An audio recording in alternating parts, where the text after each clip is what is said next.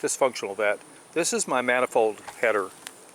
The way this thing is designed, I have a 6-station sprinkler system which I'm using for drip irrigation. Each one of these valves across the top open up one of these flow lines where the water's going to be flowing this direction right here. These open this up to go to a fertilizer tank where it will mix with liquid fertilizer and then be dispensed back into this flow line downstream. I'll show you that in just a second. The way the system works, we would open, now this is coming from the fertilizer tank. We would open this line, we would come over here, and we would open this line to allow water, which is flowing through the line this way into here, and then I would close this line. Actually, this line was open. I would close this line, and the water is now diverted up through here, through this header, into the fertilizer tank.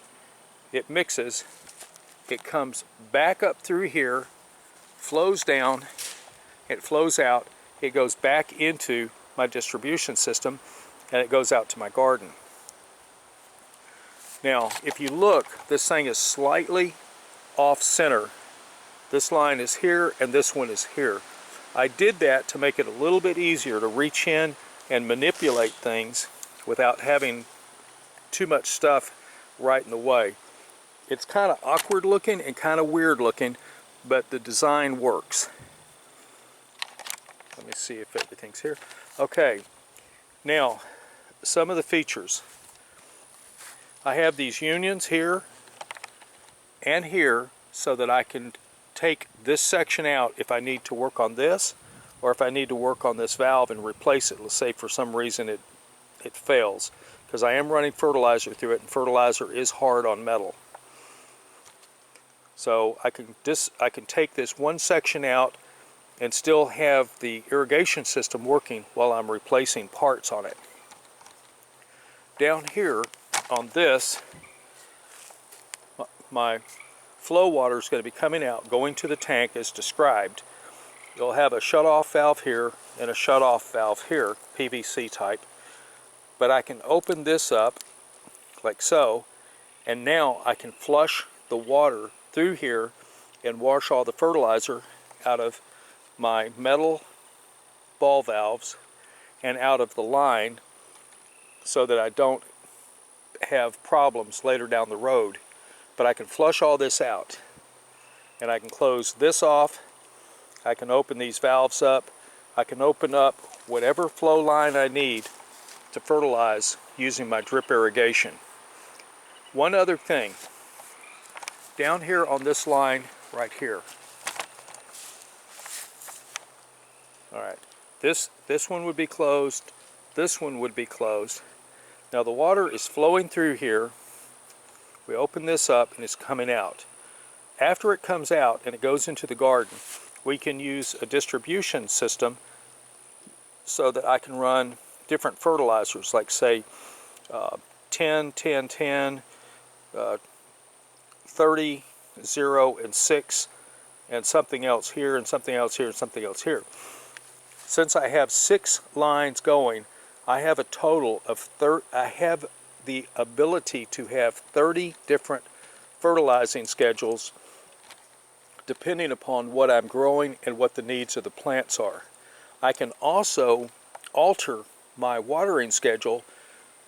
Since it's a 7-day-a-week schedule, I can alter this using this 30-day schedule here, this 30 different watering deals, to give my plants the required water each day by just opening these valves and letting the water flow. I think it's a good system. I would really appreciate hearing from somebody who has some questions or some comments. I'd really like to hear your comments on this. Please like, subscribe, and if you have some friends that are home gardening, share this with them. Let them know what's going on so maybe they can be more productive in the garden. The valves come from Amazon. I got 10 of them for $70. at Lowe's and Home Depot. They were 15 plus for the exact same valves. The T's, the elbows, all these pieces, including the unions, they all came from Lowe's. And I want to point something else out too. I had glued this connection together. This is cross-threaded. It came cross-threaded, and I know how to fix metal cross-threaded threads. I did every trick in the book I knew to fix that, and I couldn't do it. Now this one's kind of bent. Nothing I can do about it because it's glued together. So if you're gonna thread PVC into these things, thread the PVC in, make sure that it's going to go in straight, then glue it together. That was kind of a bummer. One issue on the unions come apart by just unscrewing them, and there's an O-ring inside. Make sure that that O-ring is in place or it's going to leak. There's no two ways about it. I kind of screwed up because my O-ring is on the top, which is a bit of a pain if I have to take these apart, but I will manage somehow. I always do. One last thing, I will be building a little wooden frame in here, and to help support it, I'm going to put some tie downs on the length of this. I'll put this on a wide board to help give it a little additional support. So please leave some comments. Let me know what you think of this. Dysfunctional vet out.